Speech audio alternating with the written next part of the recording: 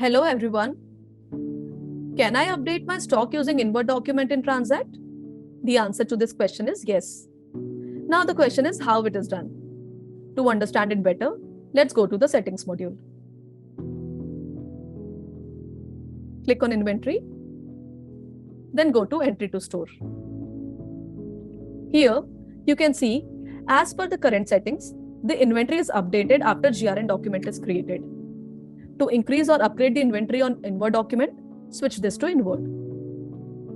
Now, going forward, whenever an invert document will be created, the inventory approval document will be generated on invert, which was then generating on GRN QYR document. Let's check one more setting. Under inventory, go to default approval. As we have set entry to store as invert, check the approval setting on invert. Here, the approval is set to auto. This means that as soon as the invert document will be created, the inventory will be upgraded automatically. If we set this to manual, the inventory approval document will be pending for approval in the inventory module. The inventory will be updated when inventory approval document is approved.